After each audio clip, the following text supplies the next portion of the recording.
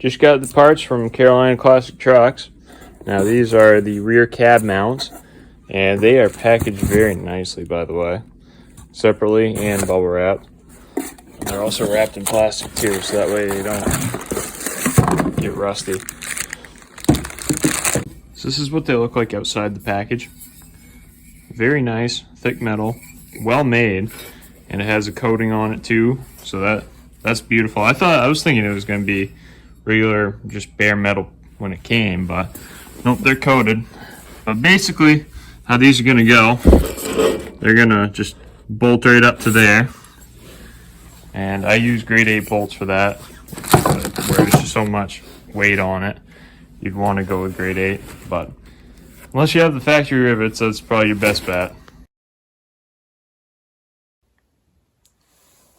Just installed the Dirty Dingo LS conversion kit that I got for this truck, so that way we can put that 5.3 in.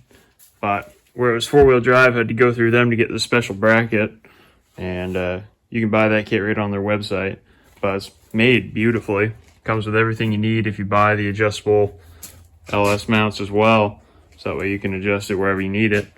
But yeah, everything looks pretty good. You do have to drill holes, by the way. This isn't completely bolt on. You have to drill holes, and on mine I had to drill 4 holes on each side. But other than that, it is bolt on for the most part. Something else I want to mention too is I had to do the forward position on this as well. You can do it on the rear position, but I had to do it on the forward because I am doing that LS and I want more room behind it. So it's just 2 inches from that hole over, from the middle of that over. Other than that, should be good, coming along smoothly. So